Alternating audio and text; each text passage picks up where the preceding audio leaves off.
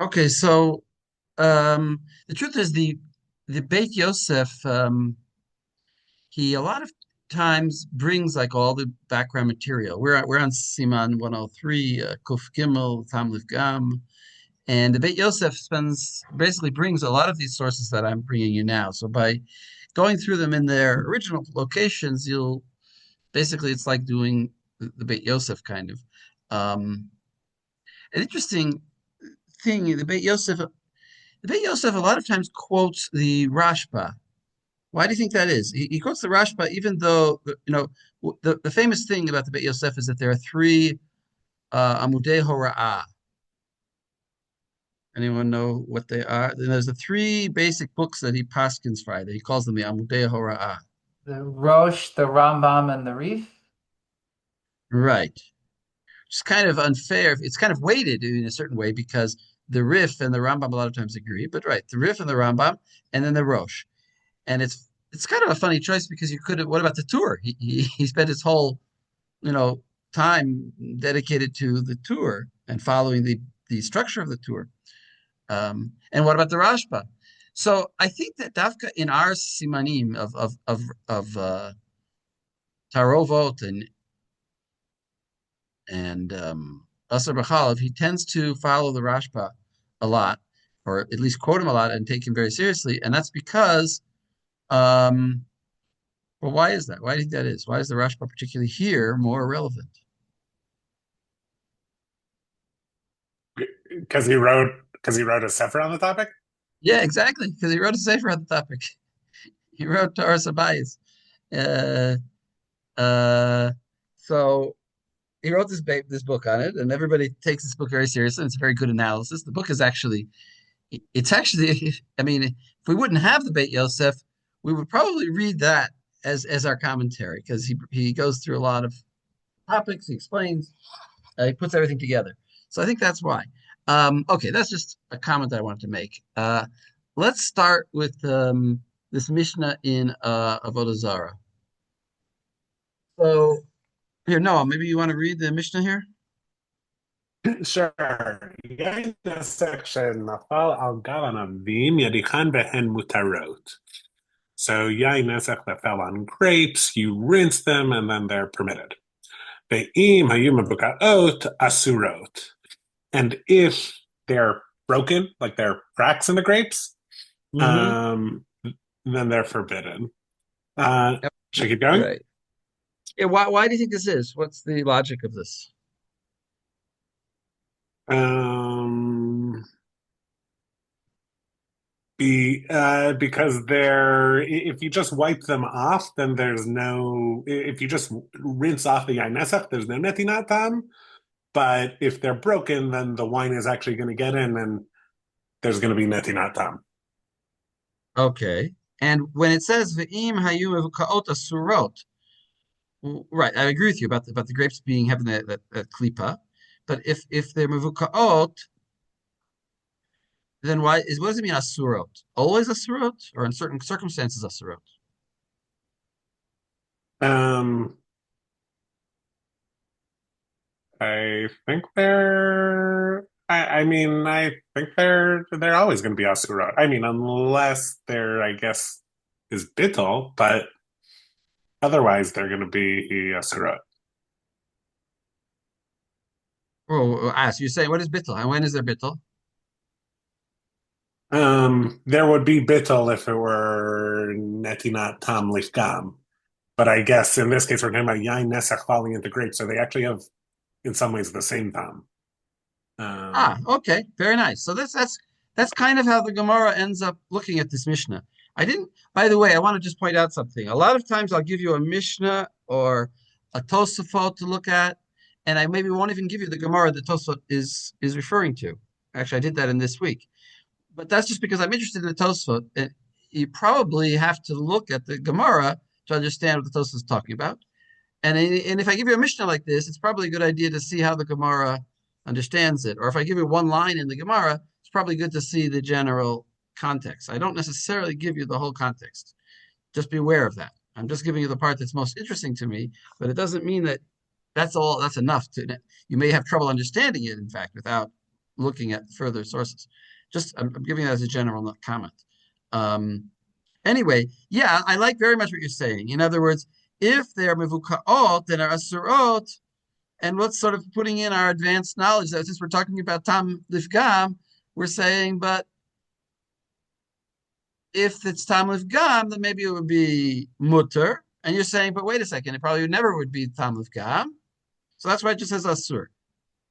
What about mashu? Is it asur Well, that b'mashu? well, I actually saw that there was a Gemara which questions whether or not the Mavukot is Mashu or Netinatam, but then it comes to the conclusion in the end that it is Netinatam. Um, And if it would be mashu, what would be the svara? What does Rabbi Yehuda say about min b'mino? Lobatio. And couldn't we say that yayin nesech in grapes might be is min b'mino if it's fresh Right. wine, and then according to Rabbi Yehuda, we also mashu. That right? That's what the Gemara discusses. Okay, let's go. But let's say if it's the Gemara actually concludes that it's talking about noten tam. If it's only it's asur if it's noten tam. When it says asur, doesn't mean always asur. It means asur if it's noten tam. And if it would be pagum, also it wouldn't be it would be mutter. Okay, we keep reading. Nafal. נפל על גב תאנים או על גבי תמרים, אם יש בהן בנותן טעם, אסור. So if it fell on figs or on dates, if there's noten tam, then it's asur. Okay. ומעשה בבעיתוס בן זונן שהביא גרגרות בספינה ונשתברה חבית של יין נסך ונפל על גביהן ושאל לחכמים והתירו. So there's this story about these big dates that were brought onto a ship, and there's a barrel of yain nesach that broke and fell onto the dates, and it was asked to the sages what to do with the dates, and they permitted it. Zaklal, this is the principle. Wait, does that fit to the halacha that we just learned? No, I guess it's kind of like a Maaseh store, or Right. Well, because grogros we're assuming are dried. Grogros are dried te'enim, and right. and we just said that if it fell on te'enim, if al gabei te'enim, maybe te'enim are different if they're not dried, but it seems to say if it fell on te'enim, if Wait, it gives grogrot flavor, are it's asur. tanim? They're tanim? Grogrot are tanim or tamarim? They're tanim? They're te'enim. They're like those, Okay. like you can buy dried figs like in a circle or even today. They're those dried Okay. figs. You see, right. Okay, so if it fell, so it seems to be saying that if it fell on figs, it's noten tam asur. Wait a second. Im yesh benoten tam means you have to know if they're 60 or not 60, or what does it mean benoten tam? If it gives flavor, if it gives good flavor. Okay. So it could be that it's not a ma'aseh. It could be that they measured it and it wasn't 1 in 60. But if it was a yayin, if it was like a chavit of yayin, then it was for sure a lot of wine. So it was 60, and yet they matered it. No, there wasn't 60. There was a lot of wine that fell on these, and they allowed it. But now we're going to get this klal, and the klal is maybe going to help explain why they matered it. Or let's see, go ahead. כל שבהנאתו בנותן טעם אסור, כל שאין בהנאתו בנותן טעם מותר, כגון חומץ שנפל על גב גריסים. So any time that there's netinat tam, which adds some benefit, then it's asur. But if it's netinat tam, which does not add any benefit, then it's mutter. And an example of that is like vinegar that falls onto legumes. Well, grisim is not like grisim. I think is like wheat or something, like barley or something. I thought it was like beans or legumes. I think it means like boiled barley. I think it could also be like a porridge of either beans or barley or something like that. Yeah. Okay. It's like your breakfast, your warm breakfast cereal. You don't want vinegar in it. So this is a strange expression. Kol shebahana toba noten tam asur. That's the Mishnah's way of saying what we would say. Kol the noten tam lifgam mutar. Kol bahana toba noten tam asur. Kol she'ein I should say like that. Kol she'ein b'hanato b'noten tam. In other words, that the natina tam is not beneficial, then it's mutar. That's what we call noten tam lifgam. And notice the example. What is chometz is is a good thing on its own, but when it mixes with the breakfast cereal, it's no longer good. Just like the wine is a good thing, but when it mixes with your growt, maybe it's not a good thing. In other words, normally, if it would be a good thing, then we would go by 60 because we need not time. But if it's not good, then even if there's more, even if there's a lot of it, like the wine barrel, then it's mutter because nobody wants dried figs that are soaked in wine.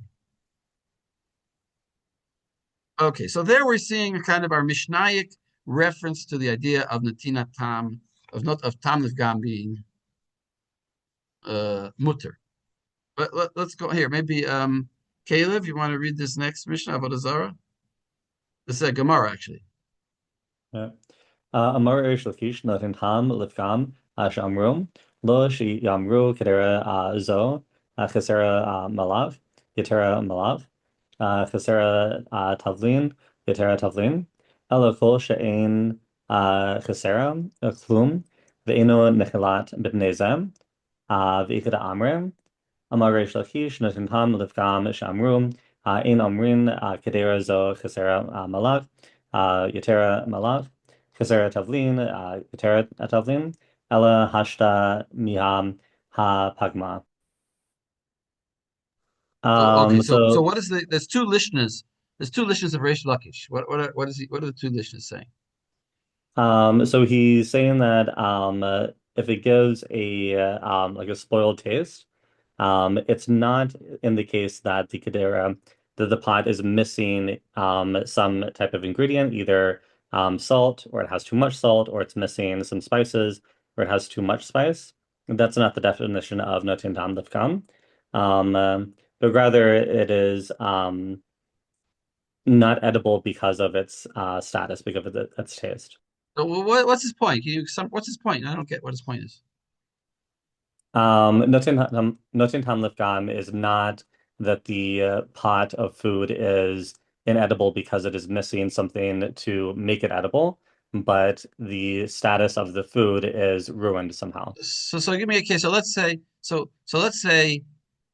give me a case. Let's say something fell in. I have my cholent and some vinegar fell into it, and it doesn't taste good. What is Reish Lakish saying? You have to. What question do you have to ask yourself? Says Reish Lakish. Now the cholent is no longer good because it's got this vinegar in it. But Reish Lakish says, but still you need to ask yourself a question.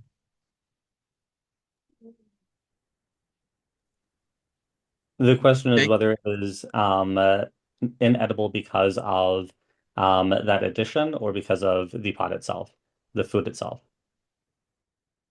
And therefore and okay.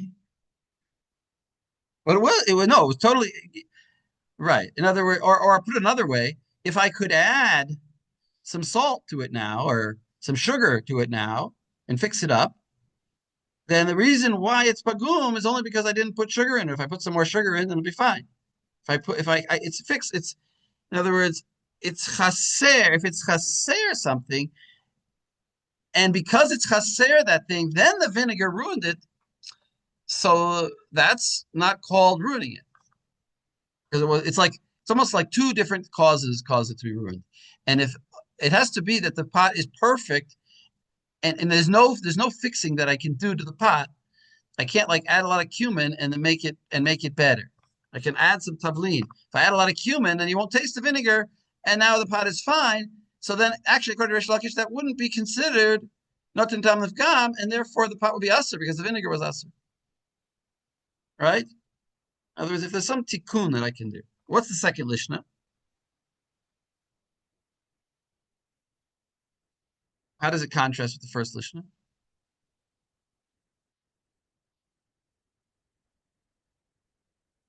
Anybody? Yeah, Eitan. The second Lishna is basically like it's the Kadera Kamoche. It's like as it stands right now, is it Lifgam because of the thing that fell in? Not like could I add a bunch of stuff to make it taste good, but like right now is it Lifgam. Right. And as I don't care that I can do all kinds of tikkunim afterwards, but if right now it's pagam, then it's mutter. Look at Rashi, kol she, here, Eitan, maybe you'll read. Kol she'ena chasera. Kol she'ena chasera shum tikun, ve'ena ne'echelet mipnei zeh, klamar ve'isur zeh pogem ta'ama. In other words, it's in isolation, just this isser that is pogem and nothing else. Now Rashi adds another thing. He says ve'ena ne'echelet lav davka. Tkevan pigimata porta karela ena ne'echelet. When it says that you don't eat it, it's not specifically like you can't eat it at all, but even if it's been a little bit spoiled, it's still considered to be ena ne'echelet. Like you could still eat it, but it's a little bit made lifgam. Right. So if you would read Or this the Gemara, expression usually is, it's a little off, then that would be sufficient. A little off. but notice that he's saying it's lav davka. What would the davka reading of the Gemara be? You can't eat it at all. It's gross. Right. It's In other words, and that's exactly what it says. Eino ne'echelet mipnei zeh. In other words, the Gemara on the face value says Eino ne'echelet. You can't eat it. And Rashi is saying, no, don't. I know better. I know, but don't read the Gemara daf. Don't read it. Don't read it the way it sounds, like the way it's written, but actually change it to pagimato purta. And we're going to see that the Rishonim are going to be wondering or trying to explain where Rashi gets this from. In other words, it's not clear from this Gemara at all that that's the case. This could be that it's mamash eino ne'echelet. Saying no, I'm saying you wouldn't want to eat it then. Right. Although, yeah, fine. You're right. You're saying logically it has to be that it's still edible. Otherwise, why would you even want to entertain the possibility of eating it? Well, actually, technically, you could use it in some other food. I always. Also, that challenge comes up with like the question of for the full food itself, the standard of Eina B'riya Ger, like it is a somewhat at first glance contradictory thing where it only becomes permissible to eat when it is let's get there. We didn't see let's get there as a class together before. I know, but I'm saying it's the same principle that like we are going to see this idea of in some scenarios it is only permissible when it is quote unquote inedible, which is obviously only relevant if somebody would still eat it. It's just considered basically like that wouldn't be dignified as human food, maybe. In other words, you're saying that the Gemara does seem to, in other places, entertain the possibility that food that is not ra'ui is anyway eaten. And that brings me to the joke that in Eastern Europe, the husband and wife, the wife is always saying she wants fish for Shabbos. I don't know if I told you this joke. She always says she wants fish. You know this joke, Lexi? The woman always says, begging her husband to buy fish for Shabbos. And he says, no, we don't have money for it. We can't. And she's always saying, it's fine. And he gives her a few kopecks and says, all right, fine, you go buy some fish.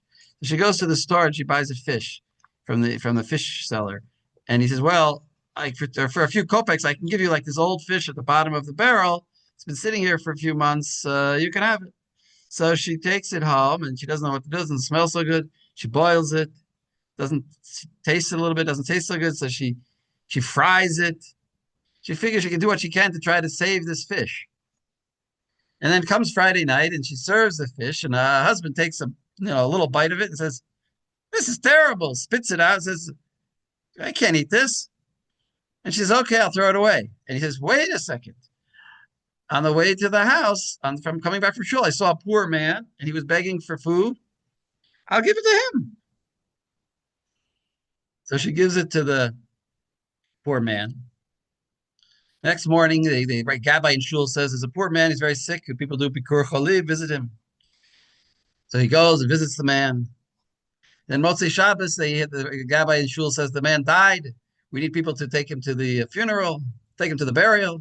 So he volunteers, he carries it. And then the next day he goes and he comforts the family. And he comes home to his wife and he says, you see, you wanted to throw away that fish. Look how many mitzvahs I have filled. I fed the poor. I bikured the cholim. I did leviat hamet. I did nichum avelim. That one fish. So, so the joke is that some people do eat the rotten fish. Um, so, okay. So that's the first Rashi. Let me see. There's a third Rashi. Read the third Rashi. This is explaining the kula the version, the lenient version of Reish Lakish. Noten tam Lifgam. Eitan. Noten tam Lifgam shamru ein omer v'chule. Klamar ein tolin hapagam bedavar acher lomar chasera hi melach ve'ilu hayta ketikuna lo haya ze ha'isur pogma shamelach haya mevatelet pagimat tam ha'isur umitakno. Ela kevan detam ha'isur pogma achshav kamot shehi have pagam umutar.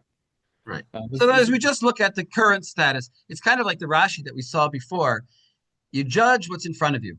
At the moment that we saw that Rashi before about you should just judge the pot if it doesn't if the Isser got bigger or smaller, or Heter got bigger or smaller. You just judge what's in front of you, says Reish Lakish. Okay, so here we see this idea of something that is pogem can render the food, even though the food would normally be aser, because the thing that's pogem, that's ruined it, is aser. It's I guess it's pretty similar to the Mishnah. I don't see much difference, except we see two different lishnas. Fine. But Reish Lakish so what's Reish Lakish's chiddush? Is he adding anything?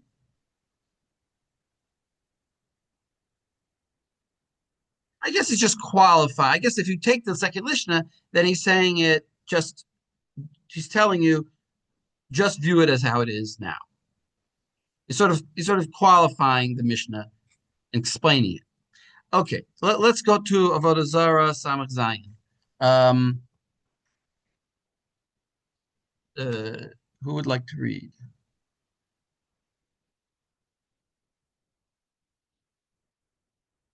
Jacob, you want to read? Sure. The Tanya, Echad Noten Tam Lifgam, Echad Noten Tam L'Shabach, Asur. Divrei Rabbi Meir. So we're going to apply to whether it's Tam Lifgam, whether it's Tam L'Shabach, it's prohibited. These are the words of Rabbi Meir. So what does Rabbi Meir say about the idea of Tam Lifgam? It's irrelevant. It doesn't exist, right? I mean, it's Tam Lifgam, the din of Tam Lifgam being a heter, just doesn't exist. Yeah. Rabbi Siman Omer L'Shabach Asur Lifgam Mutar. Rabbi Shimon says improving it's prohibited. Lifgam is permitted. My time at Rabbi Meir. Gemar me giule ovdei kochavim. Giule ovdei kochavim lav noten tam lifgam hu basar rachmana.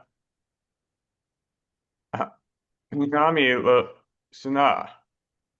Okay, explain. So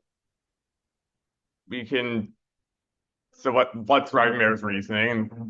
So we can learn from the pots of ovdei kochavim.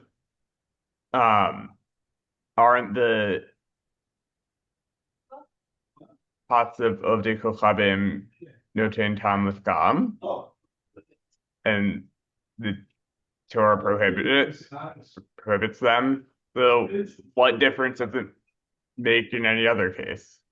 Right? In other words, in all cases, Tam Lifgam, even though it gives Tam Lifgam, it's Asur. You see that the Torah says, you found these vessels of Goyim, you have to do Hagala on them, but for sure, whatever Tam was in that vessel is Pagum. And it's not always Pagum, it's Pogem. You cook your rice in a pot that had shrimp taste in it, your rice is going to taste like shrimp. It's going to be ruined. So, or the shrimp flavor in the walls of the pot is pagum, really is what he's saying. It's not proper shrimp flavor. It's ruined. And therefore it's, sorry, even though it's ruined, it's usher. Yeah. Because that's what the Torah said. Uhagali should have said it's mutter because whatever flavor is in the walls of those pots is gross. Not going to help your food in any way. Hmm.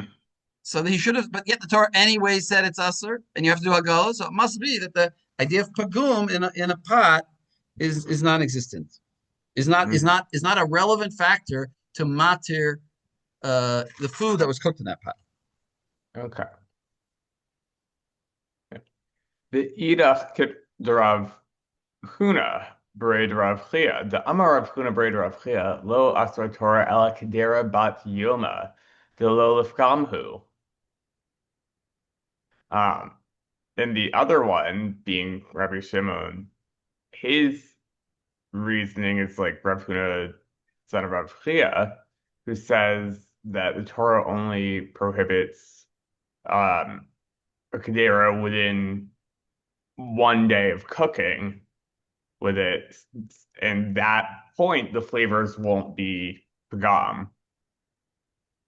And that's what was prohibited. And Yeah. and after that point, Yeah. and Yeah. there was after a day when it is pagum, the Torah never prohibited that. Exactly. Yeah.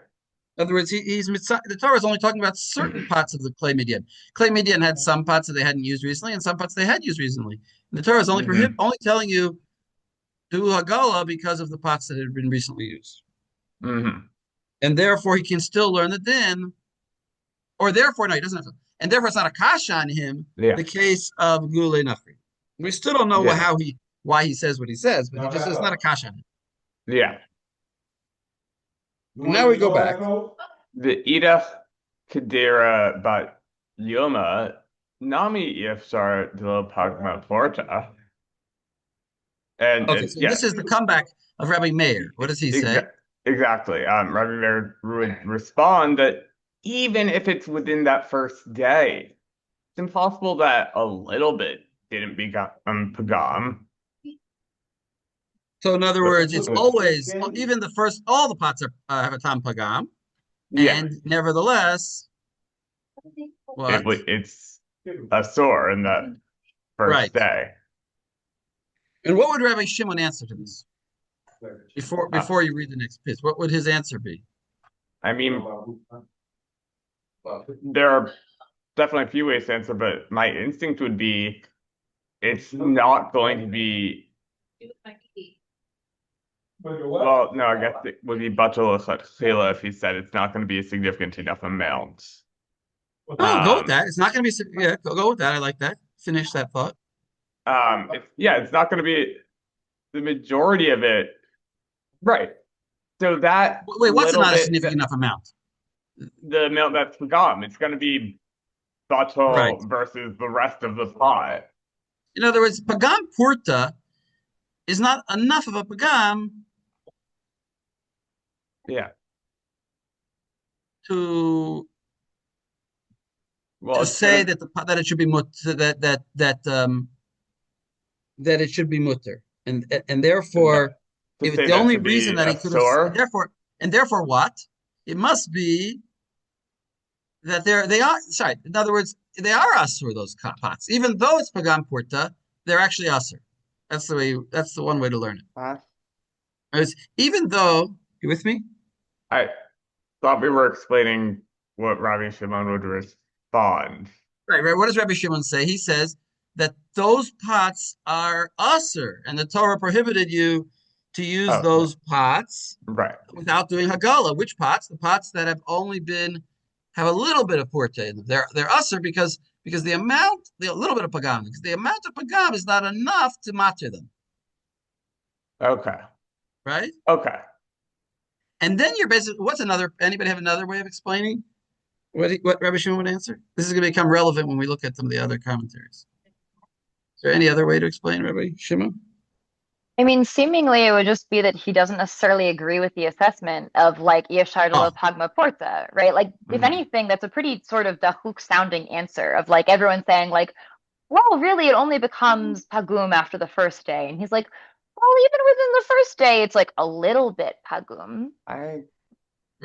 And so Rabbi Shimon, what Lexi says is I think not the other way of learning, which is that he's saying pagum purta.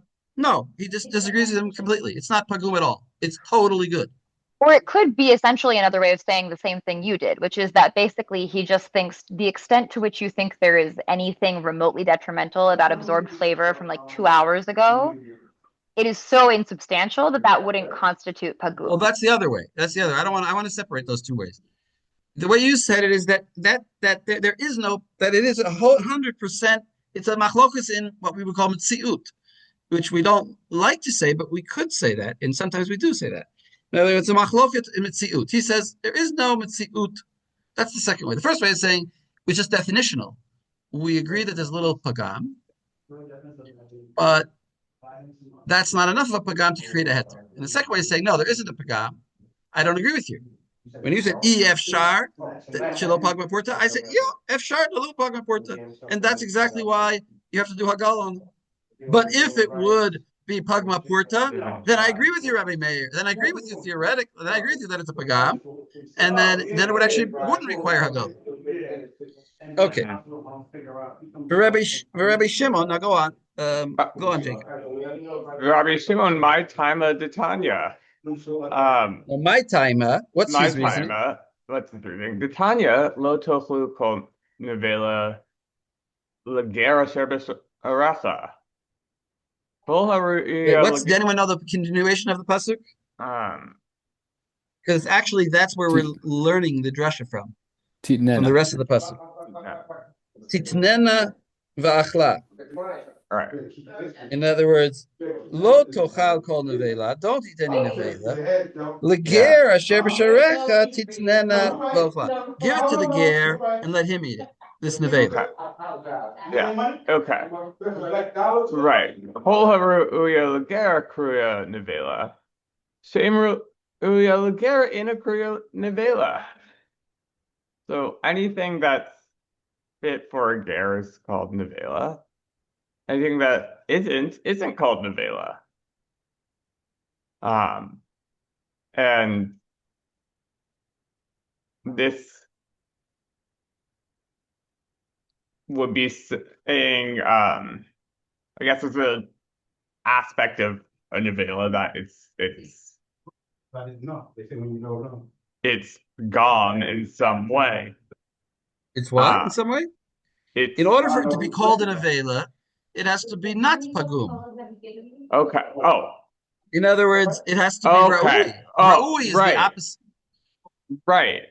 Right? Okay. Ra'ui is the opposite of pagum. If it's ra'ui lager, so it's not pagum. Once it's Right. pagum, it's not an avela, and therefore it's mutter to eat for a Jew. Exactly. Yeah. So what does he learn from this? What does he learn from this about? That the gum is something that is sufficient to mutter something. Right. But we're talking about Noten tam l'shvach or Noten tam l'pgam. He's talking about netina tam, and he's learning it from. In other words, what level of pagam does there have to be in a nevela for it no longer to be called nevela? A high level or a low level? Presumably it would have to be pretty high, given. Right. It's not even called an nevela. It's called like garbage. It's called. Yeah. So it's no longer a nevela. It's so bad. Yeah. So Rabbi Shimon, who agrees that who believes that there is such a thing as noten tam lifgam being a heter. Yeah. But he seems to learn it from a funny place because he learns it from a place where the pagam is a very big pagam, so much that the food is inedible, and not like Reish Lakish said that, or at least the way Rashi said. It's not like Rashi. Reish Lakish says Eino ne'achel. But the way Rashi learned is the whole issue. That it's not davka, but it's any pagima purta. And it doesn't seem like Rav Shimon, who's the only one who's saying that pagam exists as a heter, he's learning it from a place where it's not a pagam purta, it's a big pagam. So we're left with a little bit of a sort of dissatisfaction. We're not fully satisfied yet. So read on. Now, what does Reb Meir answer? Rabbi Meir, hahulamute strucha meikara. So Rabbi Meir is bringing. Rabbi Meir says, no, this pasuk isn't talking about pagam. It's talking about the case of it Here, being. look at Rashi on strucha meikara. Yeah. So it's mukat shlein mechaim. It's already sick while it's alive. The whole the ifkuma mikodam shabali de nevela lo chal shem nevela alaha. And since it's pagam before it comes to even be a nevela, Because it wasn't never, shechted yet. It didn't die yet. Exactly. It never gets called nevela. Right. In other words, it was not an avela when it was alive. It was certainly a living animal, and when it died, it never got the name avela on it because it died in a state where it was inedible. Yeah. Aval hecha. Well, hecha ditasar meikara tulo loka isur mishum pagam. But where it's once, start like this, that once it's forbidden, even from the beginning, the Isser isn't breached or broken because it becomes pagam. Right. In other words, pagam can't, once it's usser, it's kind of like shame isser. Once once it's been categorized as usser, it can't get out of that category simply because it's got a pagam. And that fits to Rabbi Meir Shita.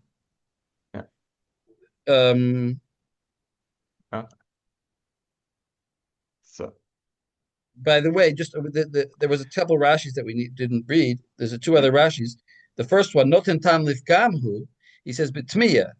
It's a question. Taha pshitalan, because it's obvious to us. Kol tavshil lan laila echad nifgam tamo va'over tzurato. Any tavshil that sat out for a day.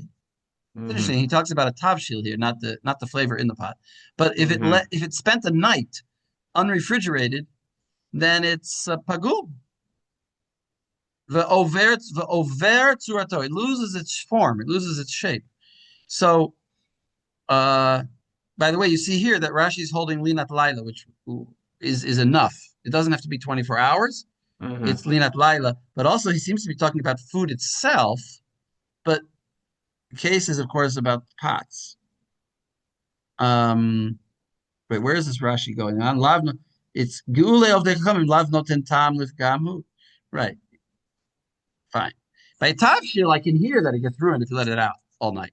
The pot, fine. He says also, she'ena rui leger. Rashi says, she'sricha. It got rotten.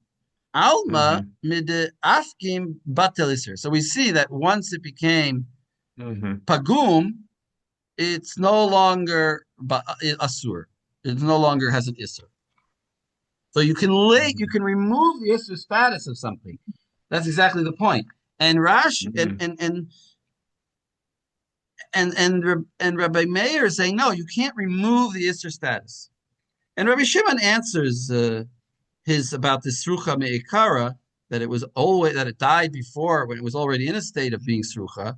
He says srucha me'ikara in the Gemara I'm reading. Rabbi Shimon srucha me'ikara lo sricha miuta. You don't need a miut for that. You don't need to remove that. It's obvious. Afra ba'almahu. It's just dust. It's like dirt. So obviously dirt is not going to be usher. Who? Amar ula machloches sheshbiach l'vasof pagam. They're only arguing about if it was good in the beginning entered into the food, and then it ruined it. Aval pagami ikara divrei hakol mutter. But if when it went in, it was pagum, it ruined it, then even Rabbi Meir would agree actually that it's pogem. Why? Because how does that fit to Rabbi Meir? I guess because I'm thinking now with you guys, but I think because when it falls in, it's like a new reaction. It mixes together and it's a new thing, and at that moment it's being created in a status of pagum, and therefore it doesn't get shame isser alav. As he agrees kind of that it can lose its shame isser. Must be because it's kind of a recreation of the food in the moment of the chemical reaction. Max, what do you say? That also sort of helps to explain why, as in when Remeir initially says echad nosin tam lifgam ve'echad l'shevach, it's like, why do you even need to say l'shevach? Like, obviously, if something usher gives taste l'shevach, but like, why is there even a havamina? But I guess if he's only saying that in a case of or as in if that line is only a chiddush about mitchila hishpiach ulbesof pagam, I don't know. It seems like it makes more sense that he's responding to something as opposed to just saying even l'shevach is usher.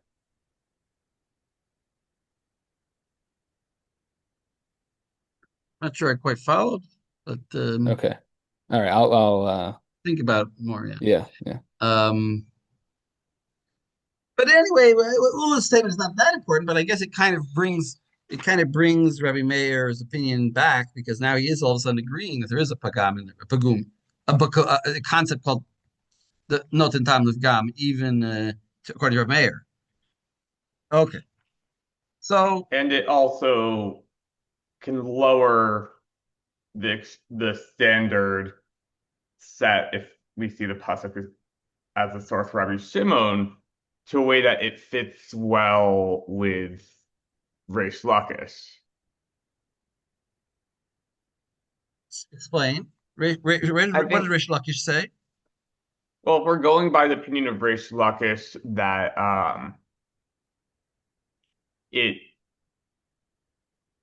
That if at this moment, at the moment that it goes in, if it's pagam, then I don't care if you can fix it later. Yeah, it does, and it doesn't need to be such a high standard of in Ru'uya of not really being edible at all. If that's just the standard for the particular argument of Hishbiach Ulva Sof Pagam. We can say that high standard Rabbi Shimon sets by using the pasuk about Nevela as a source. You're saying it's only where you're saying Rabbi Shimon is also only talking where everybody agrees, where it's pogem betchila.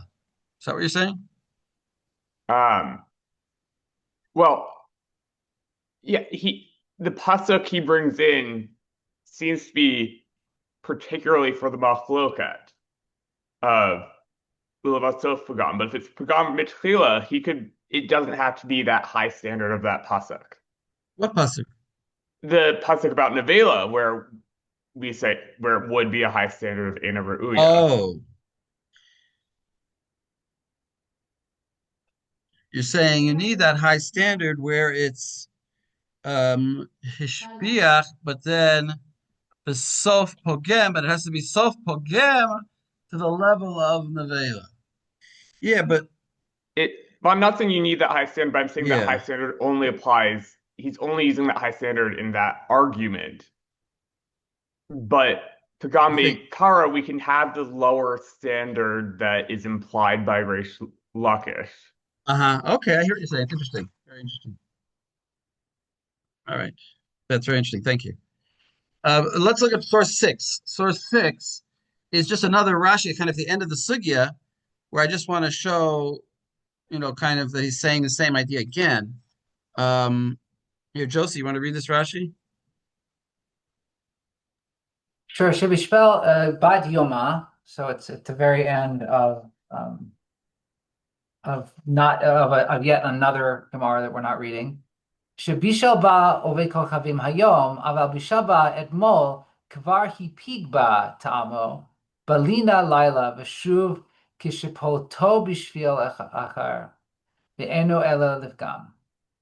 So the case of this is the definition of what does it mean to be ben or bat yomo, and it says yesterday a non-Jew cooked something in the pot or whatever.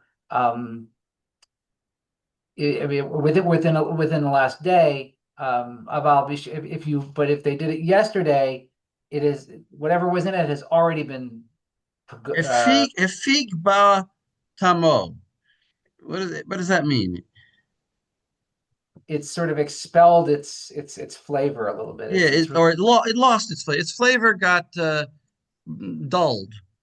Its flavor is no longer so strong. Hefig tamo. It got how do you say, like diluted. Its flavor got diluted. Belinat laila, by sitting over the night. Veshuv kishapolto b'tavshil, when it actually goes into the food now, it's going to be lifgam. It's only going to be, it's this lesser level of something that's not good. Nachum, I would just emphasize the shuv because that's the second stage. It's the second stage. The shuv, kisha polto, right? Now there's vishuv. Once it's lost that status, it shuv eino chozer. It no longer, it's shuv.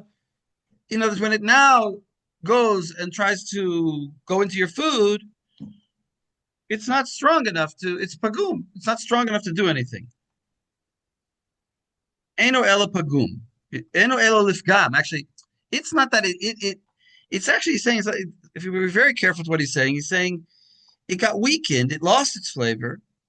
And now, when it goes in, it's not that it itself is pagum, but it's eno ela lifgam. It is going to reduce the flavor. In other words, it's not so bad itself, but it's weakened, and it's when it goes into your food. Nobody wants like weakened meat flavor in their soup.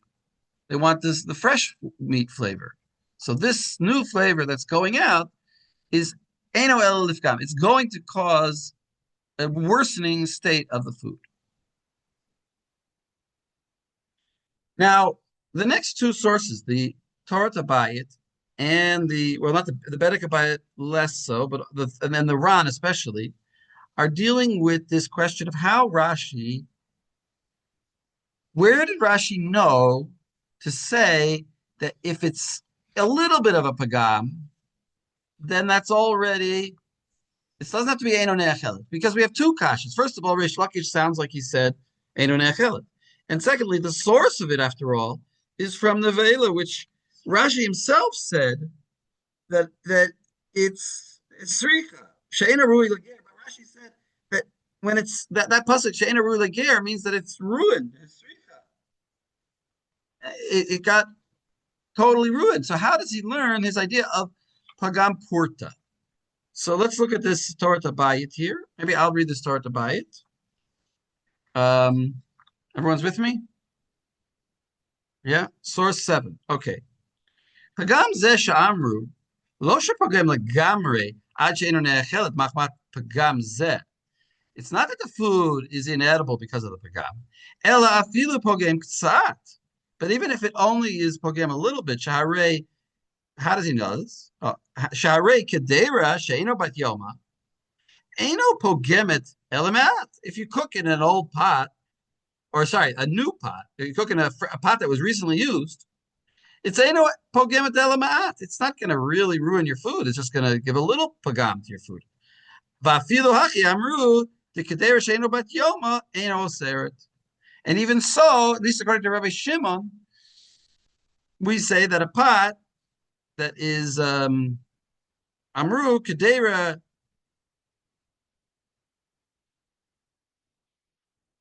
she'eno bat yoma, that it's sorry, not a freshly. I misread that. Sorry. Let me start from again. I got to start from the beginning. I misread that. Pagam zeh amru lo shepogem legamri. It doesn't mean that it has to totally ruin your food. Ad she'enu ne'achel machmat pagam zeh. Ela afilu pogem ktsat sheharei kedera she'eno bat yomo. Because a pot that is from yesterday or 2 days ago, eno pogem et ela me'at. The most of the flavor is gone and hardly does any damage to your food. Va'afilu achi amru de kedera she'eno bat yoma eno oser. But even so, we said that such a pot from 2 days ago is not going to forbidden your food, and yet it doesn't do so much damage. Ve'im tomar, and if you'll ask, halo noten tam lifgam in nevela gamrinan, but we learned this din from the nevela case. Gamrinan la v'stam nevela harui lager shma nevela, and a normal nevela that's fit for a ger is called a nevela. In other words, the only nevela that's mutter is something that's not fit for a ger, which means that there has to be a very big level of pagam. Lo kasha. It's not a kasha. The hatam hainu lahatira bifnei atzma. That was to eat to sit down and eat a plate of this nevela and just eat nevela. Hilchach ad mifkama legamre me'achilat ger asura. Therefore, unless it's fully inedible to a ger, it would be usher. Because you're eating the substance of the thing, not the tam of the thing. Aval iser tarovet, but we're talking about a tarovet. Sholchim bo'achar tam, that all we are interested in is their flavor here. Kevan shenoten tam livgam, since it gives a bad flavor, kolshu, even if it's just a little bit of a bad flavor, b'tarov to, mutter. Even if it only ruins the thing a little bit, it's mutter. So in other words, he's making a distinction. He still didn't really explain anything. He just said that the ger case was talking about eating it. And here we're talking about a mixture. And in a mixture, we have a less stringent requirement. Why? But now he has to explain. Lefi she'eno noten tam da'ader Rabbi pogem. So that's kind of the key point here, because it's not called noten tam in a tarovet. It's two possibilities. Either it's noten tam tov, or it's not noten tam tov. Only noten tam tov is what's usher. But when this pogem, adarabba pogem, this is not giving. It's not called giving flavor. The only thing that was usher is if it gives flavor. This is not called giving flavor. It's just pogem. It's ruining it. A little bit right. It's a subtle point. I mean, it's not a subtle point. It's not necessarily the best way of saying it. V'davka kishenitarev iser mu'at letoch. Now he gives a qualification. It has to be that the Isser was, of course, the minority. But if it's a lot of Isser into a small amount of Heter, in other words, the majority is actually Isser, I feel Meksa al Meksa, even if it would be 50-50. Mistabra she'en omer bezen noten tam lifgam muter. Ad sheyifgom legamre kinevela leger. In other words, once it's the majority is of the substance is the Isser thing, then I need to say that the substance is no longer food. Because I'm not worried about Natina Tam, I'm worried about the food itself all of a sudden. And therefore I do need a higher level. Yeah. Ori, you have a question?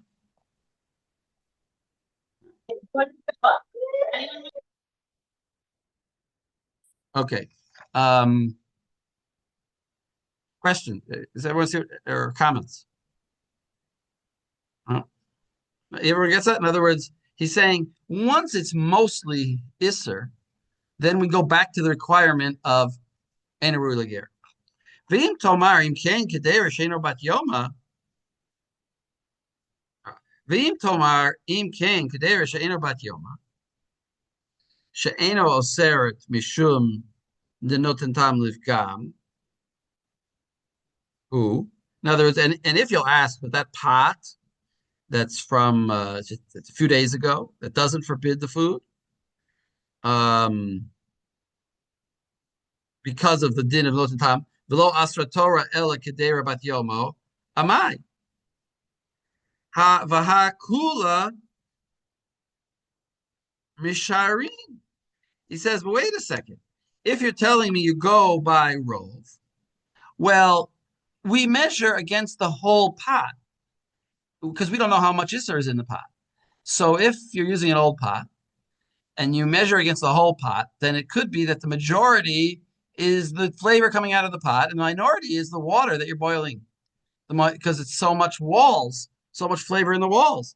So then we should have to have actually total pagama, not just partial pagama. You understand? Because the walls have a lot of isser in them. Kulo misharin. And the proof is because kulo misharin. The iba my denafik mine lo yadana, because we don't know how much came out, so we have to go by the whole thing. Ve'im ken my time at the sharin, my time at sharin, and why do we permit it? The lecha ruba heter. I don't have a row of heter. I could be that I have a row of the time of the walls. So this is kind of a question that I wouldn't say is much of a question, but he's really saying it for the answer. And the answer is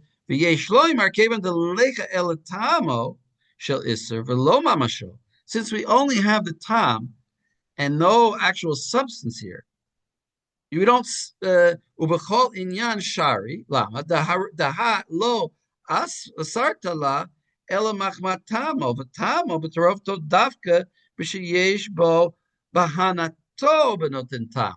Because in the end of the day, you only have tam here. You don't have an actual substance. So we're not going to say that you go by majority of tam. We only go by majority of substance. And this is just tam. And the only thing that tam can do is be forbidden. It can only be forbidden if it's bahana, if it's beneficial. Benoten sheyesh bo bahanato benoten tam asru. Ha lav hachi shari. But if it wouldn't have good flavor, like it doesn't here, then it's mutter, even if it's a lot of tam. Because tam can never turn into mamashut.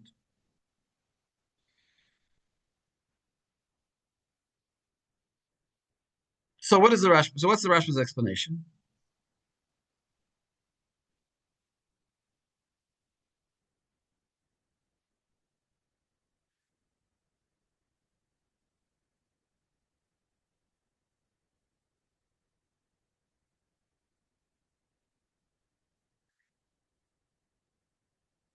Basically, he's just distinguishing between, he's saying the rules are slightly different.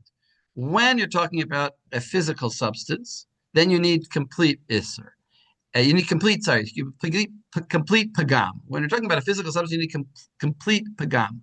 But when you're talking about tam, then we have a lower, then we're only interested in the tina tam, and that's kind of like the other Gemara that we learned, the first Gemara that we learned about Zeh Klal, the Mishnah. Zeh Klal, Kol Bahanato B'noten Tam. In other words, when they're talking about a tarovit, you need a lesser level. But we still learn it from the Ger. We learn the basic concept that Pagam is a source of heter, a source of Mavatling Isser. But when we're talking about Tam, then the Pagam has to just be enough that it turns the Tam into a Nat L'Shevach Tam. I don't think as much of an explanation as more of a distinction. Just saying there's two different cases. One is where it's physically an object of Isser, then you need a higher level.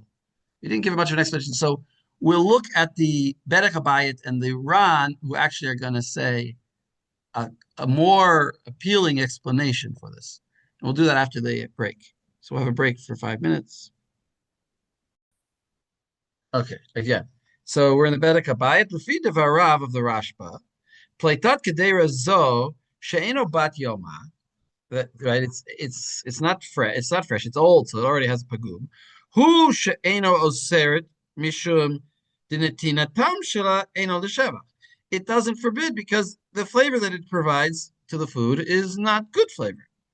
Aval mikol makom habela atzmo Kamot is Torah, but the bella itself, in other words, the absorbed flavor that's in the pot is Torah. It's actually forbidden. In other words, it's only that remember, like we saw before, it got weakened. It got like Rashi. It's kind of like a Rashi said. It lost its flavor, so when it meets the other thing, it doesn't pogem it. But it on its own is still. It didn't reach the level of the Eina Ra'ui Lager, so it's still usher. It's just that it's not strong enough in a tarovet to do any shevach. Doesn't do any better. It doesn't embetter the food. So he's saying, so therefore it's an Isser Torah. Shahu Isser Torah. Who? Shaharei habela atzmo lo nifka mikdei achilat ger, because the bella it didn't reach that level of being aser lechilat ger. Uminayin lahatir b'Isser Torah b'bechol miken. And how could it be that the Rashba says, or that according to the Rashi's explanation, how can we matir the food when we haven't reached the level of Eina Rui Lager? The only heter is Eina Rui Lager. And this thing is Rui Lager. It's just that when it meets the other thing, it's not Rui. So he says, Ha vadai ita kehilchata. No, but he's right. The halacha is correct. The kaimalan, the tamo v'lo mamasho d'Rabbanan. What that expression refers to something special. Tamo v'lo mamasho. What does that refer to? Tamo v'lo mamasho. That's another way of saying tam ke'ikr. The whole concept of tam ke'ikr, which means tamo, just tamo v'lo mamasho, in such a case where it's just tam, we said that that's ke'ikr. That means we treat it like it's ikr. But wait a second, that din is d'Rabbanan. Well, wait a second, that's a machloket. But the Ra is entitled to say his opinion. His opinion is that that's d'Rabbanan. I think that Rabbeinu Tam says it's d'oraita. But it's d'Rabbanan. I think the Rashba says it's d'oraita. So this is his way of showing that the Rashba is wrong. Well, oh, really? Okay, I don't know if the Rashba says that. I don't remember. Yeah, in what you assigned us later on, the Bedekabite says that the Rashba says it's d'oraita. So then it's kind of a kasha on it. Okay. Yeah, exactly. That's the point. I think so. Okay, but what he's saying here is like this. He's saying, since tam ke'ikr is only the Rabbanan, so when the flavor is coming in, the rabbis can just be mekel. So why are they not requiring a high level of Eina Ra'ui Lager? Because it's a din de Rabbanan, and then they just decided to be lenient. That's his answer. It's not a great answer. I mean, it's a great answer. It works, but it's not. Somehow, it doesn't give me a good feeling, because especially since it's not necessarily that everybody agrees to this idea that Tamo Lomosho is Rabbanan. Eitam. Just for my understanding, he's saying like there's stuff absorbed in the pot that is mamasho, but after no, it's not exactly mamasho. It's bella. He calls it bella. Okay. It means it's balua tam in the walls. And that itself would become asur to like if you could somehow eat it on its own, yeah, it would be asur. But because it's expelled into this tarovet and its flavor is declined in such a way that it's impossible for it to be lashevach. For that reason, it's a tarovet. Because it's a tarovet, it's basically just ta'am. It's just because it's just tam. You know, as if you could gather together all the tam and make it into an ikr and make it into an actual mamashut thing somehow. I don't think it's possible theoretically. He's saying it's essentially an Isser Torah on its own, or maybe But when it becomes just a flavor of something else, then that's only a rabbinic prohibition. And you're not eating it in isolation. It's only rabbinic, and therefore we can be making. I mean, you're right. I think you sort of touched on another explanation that you could give. I mean, kind of what the Rashba was really not saying that. I thought the Rashba was saying that because we saw that vinegar is perfectly good vinegar, but if it gets into your greasing, if it gets into your oatmeal, then it's pagum, even though the vinegar is ra'ui lager. So why not just say like that? The tam is usser. It's an isser on its own. But you see, that's the thing. It's different because the vinegar is not an isser. Oh no, it is an isser. Sorry, the vinegar is an isser, and so to this tam is an isser. So, but the vinegar on its own was good. So too this time is good. But when the vinegar goes into the greasium, it's mutter. And that's not because of that we don't know why that's permitted. Why is that permitted? Why is that permitted also? That can't be from Ger. That can't be from the pasuk of Ger. He's dealing with the problem that the pot itself and the bella that's in the pot is potentially more than half of the volume of the heter that's inside the pot. Right. So his solution is to say, well, it's different because even though the stuff that's absorbed in the pot would be asur, if you could somehow eat it on its own, after a day, its flavor has sort of reduced such that it can never be l'shevach once it's emitted into the heter in the pot. So it's Right. I actually mean, right. And in that way, it's like the vinegar because it's something that in its tarovet is pogam, but on its own might be good. It would be forbidden to drink that vinegar on its own unless it became anarui lager. You see, I guess you have to say is like this: that the vinegar case also is tam ovelo mamasho.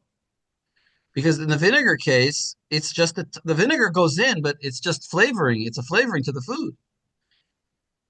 It's not actually having pieces. Yeah, but the Rashba goes on to say that if you have actual pieces, as long as you have majority,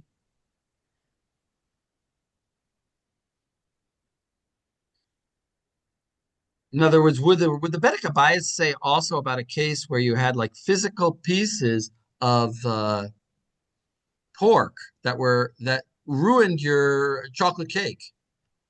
And it made your chocolate. You have bits of pork in your chocolate cake. That's ruining the flavor. As long as the Rashba said, as long as the majority was chocolate cake, it'll be mutter because the pork is ruining it. Is the Bedek Abayis also saying about such a case that's also only an Isser Rabbanan? Acharei Rabbi Mahatot, Doraita Acharei Rabbi Mahatot. So yeah. The only reason that's usher is the Rabbanan because there's a tom of the pork in there. Okay, so that's what he says. He says basically because it's Issa Rabbanan, they're lenient. The Ran has a much more satisfying explanation. Would somebody like to read the Ran? Maybe Max, are you there?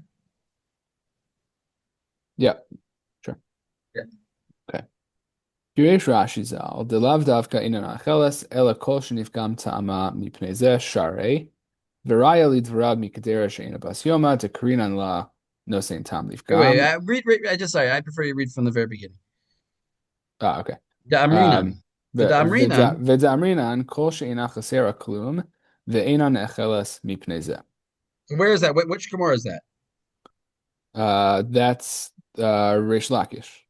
That's Reish Lakish. Very good.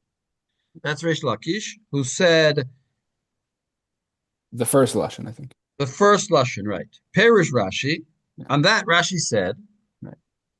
The lav davka einon necheles ella kol shenifgam ta'ama mipnei zeh shari. It doesn't have to be totally inedible. V'raya lidvarav mikdera she'ena bas yoma dekarinan la nosein tam lifgam. Uvavadai she'ena pogemes hatav shel kol kach ad shelo yehena echeles. So we've seen this, but the proof for the fact that it doesn't have to be made totally inedible is from the fact that a kadera she'ena bas yoma doesn't totally make the food, whatever food is cooked in it, inedible. It just makes it slightly worse. And yet we call it Noten tam. Right. Okay. Uv kadera bas yoma nam yamrinan efshar de lok pagma porta alma de beporta de pagam sharu. V'raya ledavar od mishemen udvash. Wait. This part, pause there. I want you to try to explain. I spent a good amount of time trying to figure this part out. Okay. In a kadera that has been used in let's say the past 24 hours, we also say that this was also in that Rashi that wait, is it right? Wait. Right?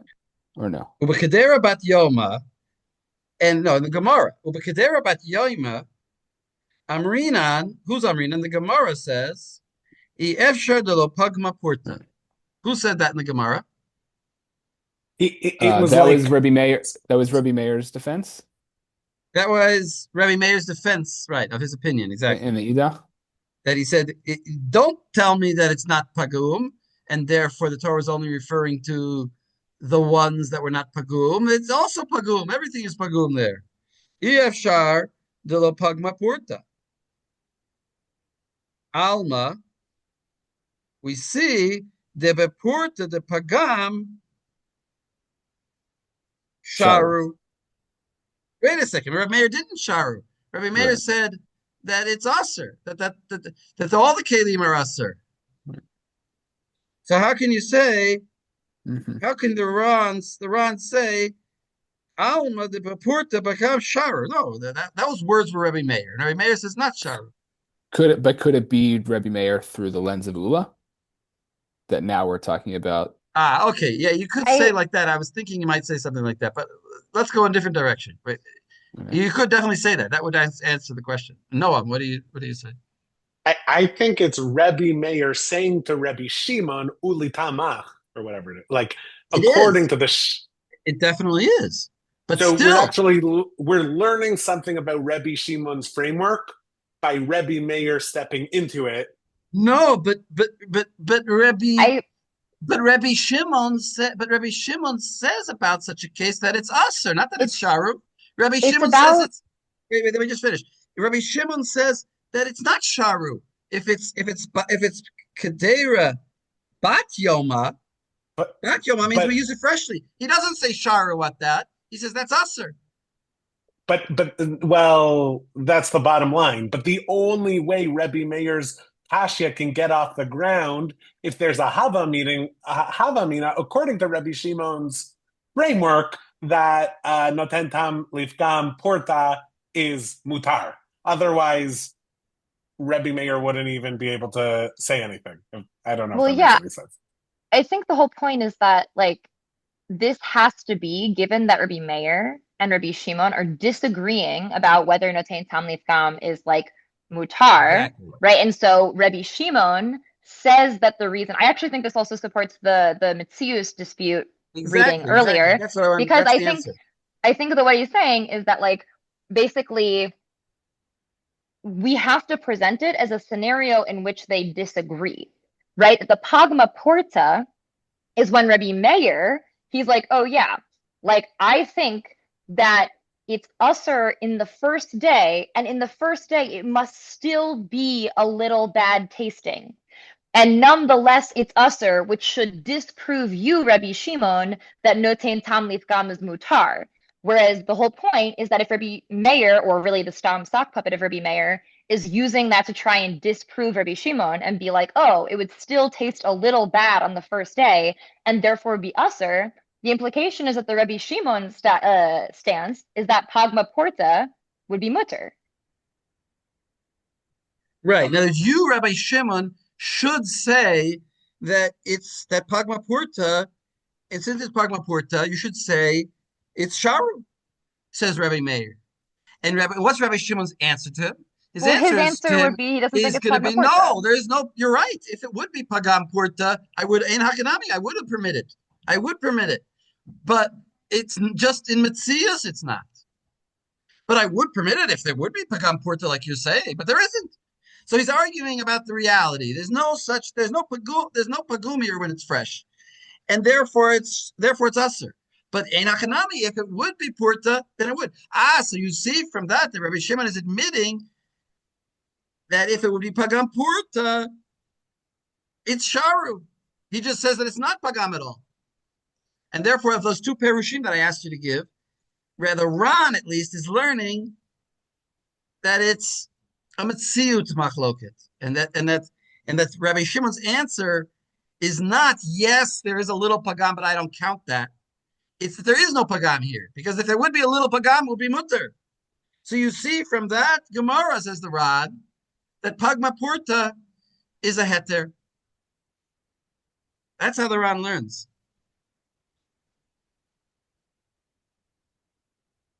Okay.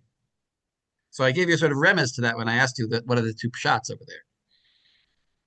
So he learns dafka from the and of course all this is unwritten. The Rabbi Shimon doesn't explain what his answer is to Rabbi Shimon. It doesn't.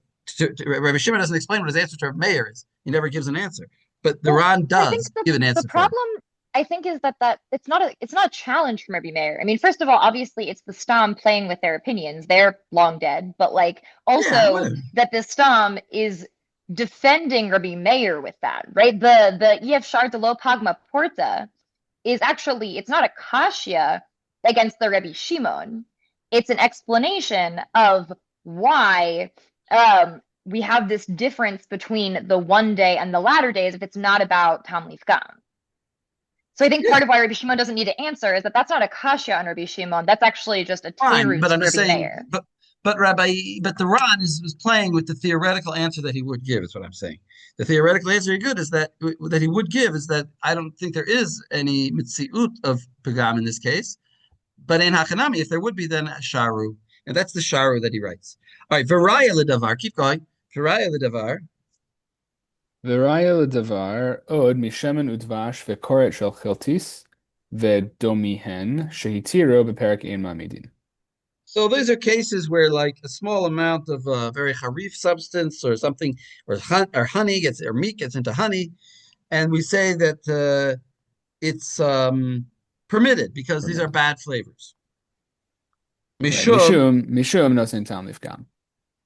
ubevadai. Ubivadai she'enan nifsalim me'achilas adam sharei kulan nechalin hen. Right, and those aren't inedible because people eat it. People eat Yeah, it. you could have if you're a little bit of meat got in your honey or vice versa, you could eat it. It's not totally. It's not ain't a rui lager. Right. But yet we Alma, say it's permitted. Alma. Alma kol deika porta de pigam shari.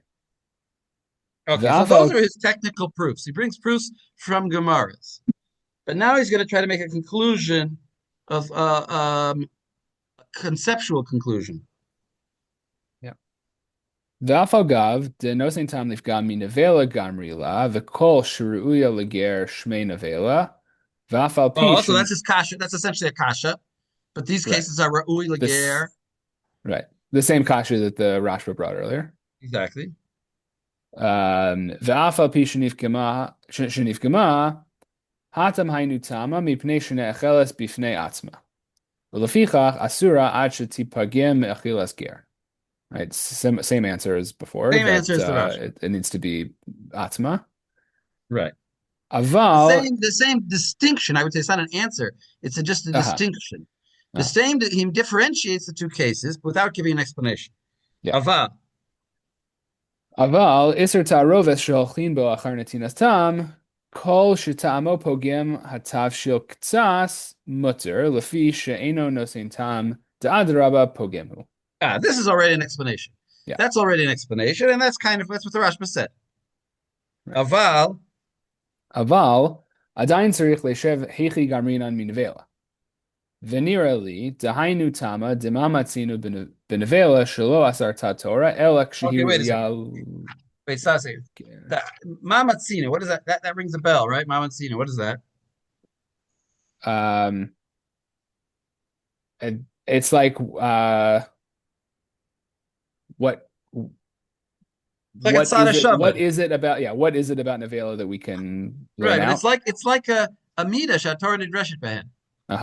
It's like mamatzino. We're going to make a comparison. There's a ksada shava. There's something comparable between these two cases. Mamatzino benevela. Keep reading from there again. Right. Shelo asarta Torah ela kshehiru yaliger. Mipnei sheha. And now he's going to give a reason. The Torah didn't give a reason. Right. But now he's going to give a reason. Sheha ochla nehanemin ha'isr alfal pi shehi nifkema ktsas. Right. At the end of the day, right. If it's only nifkam ktsat, then you would get an isser. So it has to be fully nifkam, so that you don't neh. And he's learning that the whole concept is that you shouldn't have hana'ah. Aval kol she'ena ruya leger kivan she'ena nehenem min ha'isr hitir ta Torah. Right. That's the distinction. Right. In other words, once there's no hana'ah, it's all about hana'ah. Go ahead. Vaf. V'af al pi shechal alei ha'isr mitchila af be'isr shenosein tan beheter כיוון שההתר נפגם קצת מן האיסר, נמצא שזה שאוכלו אינו נהנה מן האיסר, אלא מצטער עליו. הלקח שערי, אף על פי שחל איסר מתחילה, באותו דבר שנסערב בהתר. Right. In other words, you're not you're mitzdayer that you're eating a piece of bread, and in the bread is a flavor of pork, and it's ruining your bread's flavor. You'd rather it be regular bread, so you're mitzdayer. So that's the same concept. You're not nenemi ha'isser. The bread is still bread. The bread is heter, and you're eating bread. What am I eating? Bread. I'm not eating nevela. I'm eating bread. And the bread has in it some flavor, and that flavor that's in it, I'm 100% not nenemi min. I'm 100. It's like 100% not nevela anymore. 100% pagum. I'm 100% not nen. I'd rather not have it here. Okay, or at least I don't want to say 100%, but let's say I'm not nenemi. I'm mitzdayer that it's there. Yeah. And now go on. ולפי זה, קרוב אני לומר שאם הגדיל איסר מידתו של התר עד שהוא משביח יוסר, כשאוכלו בגודל מידתו, ממה שהוא פוגם בהפסד טעמו, אסר עד שיפסל מלאכול לאדם כנבלה. So if the isser grows such that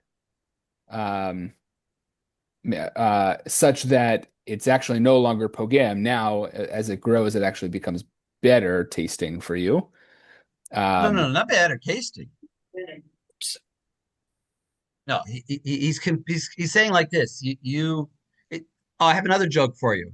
I have to tell you, this is the joke. There's two jokes for this Siman. The other joke is the two ladies I don't know why it's always ladies, but there's two ladies. Actually, the first one was a man and a woman. So there's two ladies. This is the way my mother told me this joke. The two ladies are complaining after having lunch together at this restaurant, and the one lady says, "There's food in this restaurant. It was so terrible. I could hardly eat it. It was terrible food." And the other lady says, "Yes, it was terrible. It was almost inedible. And the portions were so small." I don't know, maybe that's the punch. I don't know. That's the punch. the portions are so small. In other words, even if the food is bad, somehow they wanted to have bigger portions. So the idea that Ron is saying here is that you have to make a comparison. I read it again.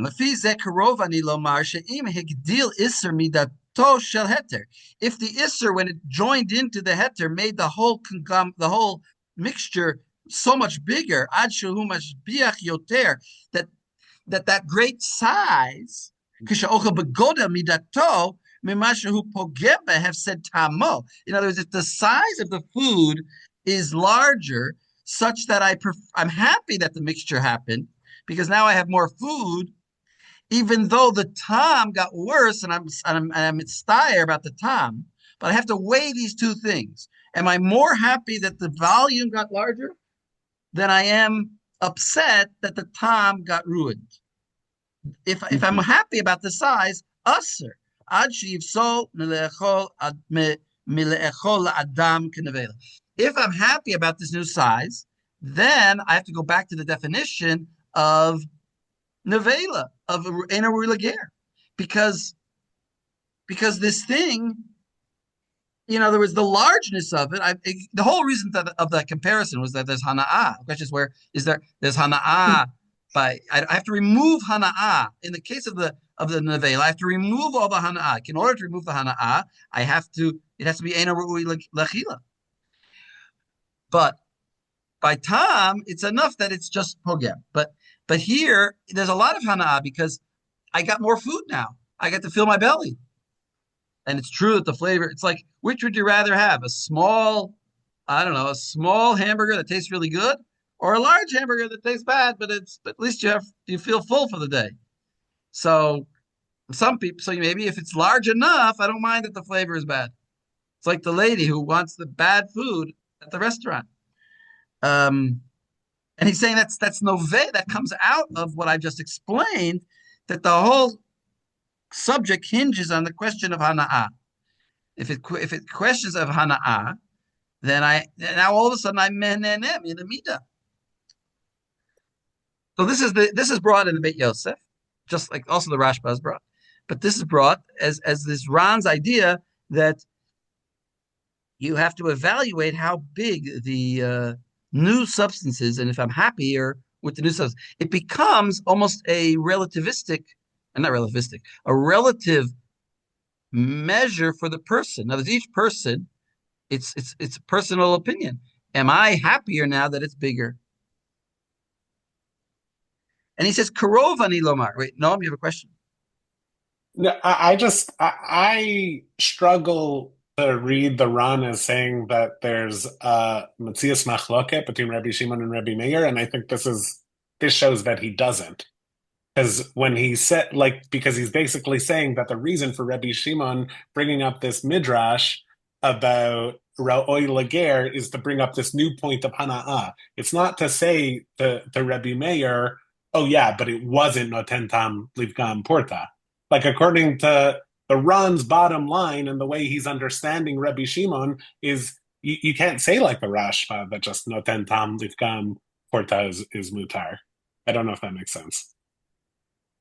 No, because you could. Because if it's purta, even if it's a tiny bit of pagam, but it didn't add anything to the size, because it's a pot. When you're cooking in a pot, the flavor that goes in to the pot to the food from the pot is zero.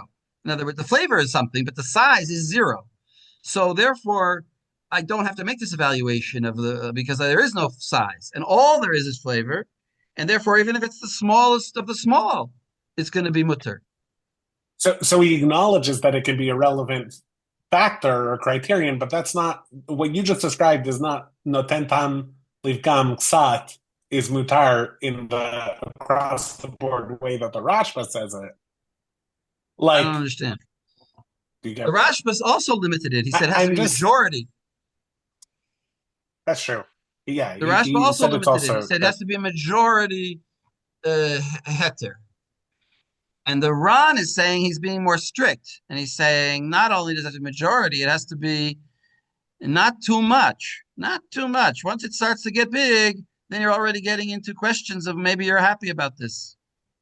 So could you explain how do you think the Ran is reading Rabbi Shimon's response as Metzias-based response when he's bringing up the midrash about Rabbi Ger, but it's a point about Hana'ah? Because he's saying even if it's pogem the tiniest amount, that's enough to turn it into the category of I'm not nehenemi minham. I'm not anymore enjoying it because whatever it contributed to my food, it contributed zero in the size category. In the column called size, it's zero. And in the column called tam, it's minus. I don't care if it's -1 or -100. It's minus. It's tam lifgam. So therefore, and if it would be, sorry. So he's saying, so if it would be pagam purta, it would be sharu. No, but that's not. That's what Rav Shimon holds. I don't think. The Ran is saying when the Ran said that he sees in the Gemara somewhere that if it's pagam purta, it's sharu. And I said, well, wait a second, who says that? That's Rabbi Meir, and Rabbi Meir didn't say sharu; he says aser. So it must be Rabbi Shimon that's sharu. And we don't see that Rabbi Shimon says it pagam purta. So how does he see it? He sees it because Rabbi Meir was saying that according to you, if it would be pagam purta, it should be mutter. And therefore, why are all these cases required? And yet, nevertheless, the Torah says you have to do Hagala, and you have to admit that I'm right, says Rabbi Meir, that there is a little bit of a pagam, even on a fresh vessel, which means all the vessels should really require, and which means there's no distinction between any of the vessels. All the vessels are in the same category. They all give pagam, whether they're a day old or half a day old, and then yet the Torah says, do Hagala on do Hagala. So don't tell me it's saying do Hagala on part of them. It's saying do Hagala on all of them. You learn from that there's no such din as a heter of pagam because the Torah says do Hagala on all of them. right? Yeah, anyway, it's not so important and I don't need to go Okay. on, but I just think the fact that he's bringing up this midrash to show a point about Hana is to say that Rabbi Shimon's response to him is halachic. It's not a Matthias-based response. And then the fact that he can, No. anyway. What's his response? His response is to make the drasha from ger. Now that's how he learns his halacha. Again, there's two different sides. One side is what's the positive drasha for Rabbi Shimon? His drasha is from ger. Then there's the question is how did he react to Rabbi Meir's opinion? And that's also we can learn from that. But the source of his drasha is still from the source of his halacha is still from the drasha of Rabbi Leger. And that's about Hana'ah. And even so, his response to Rabbi Meir is still going to be that if there would be a pagam of even the tiniest amount by a vessel, then it would be mutter. But I hold, says Rabbi Shimon, that when it's fresh, it's actually mishabeach. It's actually shevach that it's giving to the food. And so therefore, it's usher. And so the Ran learns from that Rabbi Shimon must hold that even the tiniest bit of pagam is sharu. All right, let's go on. The key amrina. Okay, so wait. So we basically got this idea of this. I don't know how do you say it, the sliding scale. I guess that's what you call it. Sliding scales, according to the Ran. That the amount of you have to always weigh the size versus the how bad it got ruined. The key amrina. Go on. וכי אמרינן דבפגם כלשהו סגי, היינו כשפוסל יוסר בקלקול טעמו ממה שמשביח בגודל מידתו. Right, so that's right. It's when we said kol shehu, yeah, which is the sharu, which is what he said. Pagam purta is sharu. That's because why? That's because the food, the taste got worse as the volume got larger. Right, because right, exactly. The taste is more important than the volume, and I'm saying even because the volume is actually zero. Aval harashba zal hitir b'sefer Torah Habayis haroch kol no, wait a second. Wait, I just want to point. It's not always is the volume zero. It could be that, for example, vinegar poured into your greasing. Now you have a little bit more greasing because it's water. The vinegar is watery. It expanded the size of your porridge, but the amount it's still edible, but the amount that it expanded is very small. It's only marginal, but it really gave a vinegary taste to your food, so it's worse than the volume. Okay, Aval harashba zal hitir b'sefer Torah Habayis haroch kol shaheter merubeh min ha'eser b'kayav taima Lifgam. So now once it gives tam Lifgam, we just look for rove or mute.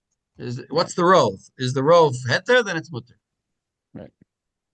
De'i mishum mamasho de'araisa beru batel ve'i mishum ta'amo mishum ta'ama in kan nosin tam kivan shehu pogim. Right. If you're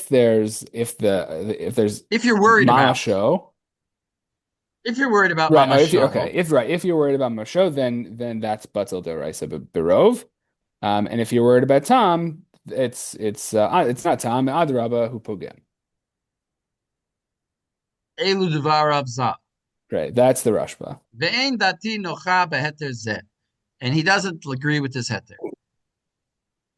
This heter meaning that once you have rov heter, it doesn't matter. It doesn't matter how much. According to the Rashba, once you have rov heter, it could be even a little bit of pagam, and it would be mutter. He says no.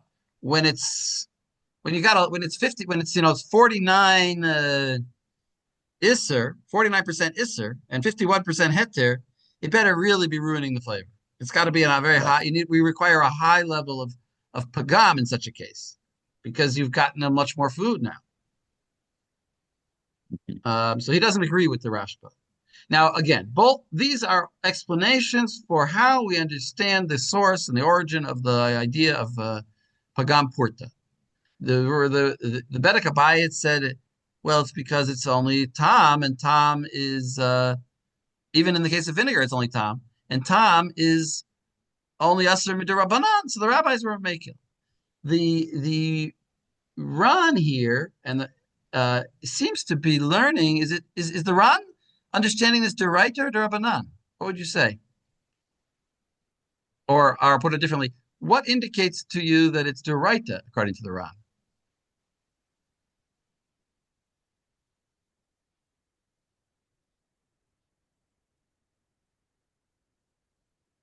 In other words, if the concept of Pagam Purta in the Tarovet is Deraita.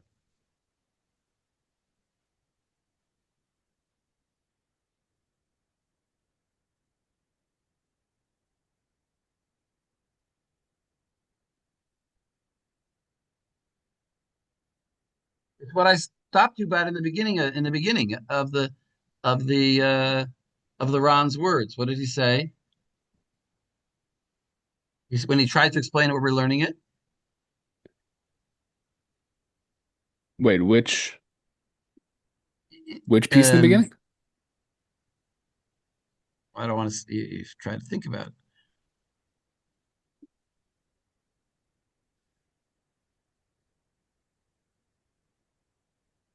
He said Mamatzinu. Right? He learned it from Mamatzinu. He learned it. We're making a connection between, we're learning the Torah's Midota Torah.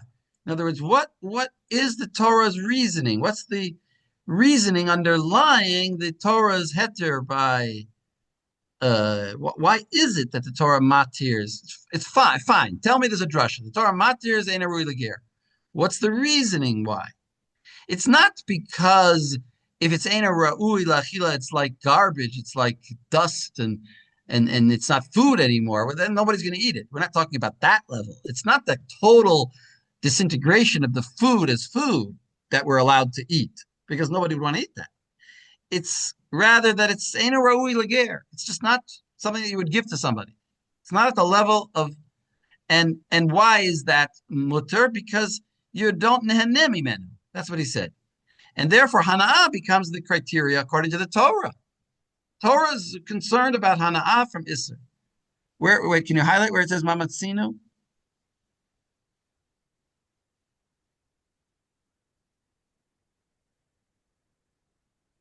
It's not really it's in the yellow part. It's in the yellow first part. line of the yellow part.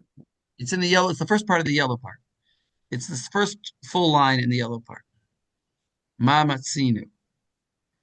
And in other words, he's finding this concept of hana'ah over there, and then he's using it in the case of a small amount. But it's a Torah concept, very different from the Bedek Abayit.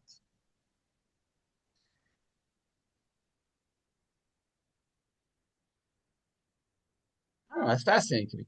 Well, I see we have a little bit of time, and I don't think it's enough time to look at the tour, but maybe it's enough time to look at this Rav Chaim. Nachum, can I? Yeah. First of all, this is terrific. So I have something to say. It's not a chakira. You've taken us through best chakira possible, but I mean it just in terms of Havana. And I mean by terms of Havana that it was just so. Like, what's the conceptual thing that's going on here? And that is our difficult relationship to Tom. If we were just talking about that was completely pogum in the sense it's inedible, we wouldn't have much more to talk about than that, and we would understand Tom in that case as really a chepsa. The chepsa is pogum. The chetza is usur. Excuse me. The isur has gone away because the facts have changed. The chetza has changed. But once you start saying it's pogum porta, in a sense, the conversation has shifted to talking about the gavra in the sense of, well, what does it taste for him, or how does it taste for him? And once you say that, in other words, the first case when it's inedible is a fact. Maybe it's a sociological fact. Maybe somebody could still gobble it, but people can't eat it and they don't eat it. But once you move to the fact that it's Pagam Porta, then you ask the question about, well, maybe it's really based on Hana, and then Hana becomes more of an interesting thing, and therefore you could have someone say, well, and I'm not going to a Chakira, I'm just saying how the Chakira functions, then you start asking questions about, well, I'd rather have a full stomach than I'd rather have a full meal than a hors d'oeuvre. Hors d'oeuvre is, and so other things of Hana become a thing. It becomes more of a reception idea. Mm-hmm. And Tom, as you point out with Tom Keiker, Tom is, the rabbis like talking about Tom. And here I think Tom functions in two different ways. I'm just to repeat it now just quickly. Tom either functions as itself as a chetza, that would be the complete Tom Pogum, or it starts functioning really on the Gavra side. Well, is it worthwhile? Is there real Hana? Okay, that's what I wanted to mention. Yeah, I think that's a very good point. And I think that it's important to understand that you could have learned that Eina Ra'ui Lager meant it's completely not food. And then it would just, like you said, it would just be just like, okay, it's just obvious it's not food, so you can eat it. But the Ran is saying no. And I think he's saying no, because it can't be, because then why would you give it? It says Lager Netatia. You don't give somebody, even if he's like not a Jew, you don't give him inedible food. You give him something that maybe is not so enjoyable, but it's still food. Right. So therefore, Hana'ah becomes the fulcrum on which everything is judged. How much Hana'ah is it? If it has to be. It's not. If it's giving an actual piece of nevela, it has to be. In other words, sorry, the goy that you give it to. Sorry, I said it a little bit backwards actually, because when you give it to the goy, it's ra'ui lager. It's good food. But what's called not ra'ui lager, it doesn't have to be at the level to be not ra'ui lager. It doesn't have to be so bad that it's not food, because then why would you even eat it yourself? When can you eat it? When it's not ra'ui lager, it's not something that you would give to him, but it's still, so there's no real hana'ah, but it's still food. Otherwise, if it's not food, then there's no question. It's still food. It's just not something that you really get benefit from anymore. The goy you would give it to would be when it's ra'ui to him. Hana becomes dominant because we've shifted. Yes. We've shifted it. So I agree with you. Hana has become dominant. Yeah. All right. I think we'll stop here. Next time, try to look at the second part of the sources that I have here, which is Makorot ala Shulchan Aruch. In other words, we'll go through the Shulchan Aruch. There are a couple, if you'll notice, there are a couple simanim where I say, look at the Shulchan, look at the Beit Yosef, even though we're in the Shulchan Aruch, because I want to see the Beit Yosef, especially about Pesach, about Isser Hana'ah. That's a topic that I do want to discuss next time, which is Isser Hana'ah. When there's some things that are Asr b'mashahu. In other words, when we have something that's Asr b'mashahu, like chametz on Pesach. That's what I brought at the bottom of the source sheet, source 12. When we have something that's Asr b'mashahu, is the heter of Noten Tam Lifgam relevant still? In other words, if it's Pesach and some chametz falls into my food, which is Asr b'mashahu, but it ruined the flavor of my food, do we matter in such a case? Because maybe you'll say when we don't matter, because when you're talking about a Isser Mashahu, you're saying it's forbidden even when it's indetectable. So that means we don't care about whether it's what its flavor effect is. We don't care whether the flavor is detectable or not detectable or pagum or pogem, even if it would be pogem, the soup that it fell into. Because the flavor is irrelevant, because we see that the Isser is Mashu. Or do we say no? The Isser of Pagum is always relevant, even in things that are Isser of Mashu. So that becomes an interesting question, and it's actually a machloket between the Mechaber and the Ramah. So it's not only an interesting question, it's a practical question. So we'll talk about that next time. So that's he specifically here in the bottom here, Taf Mem Zion. Beit Yosef talks about it. Yes, okay. Yishur Koyach to everybody. Shukran, thank you. Thank you. Go ahead.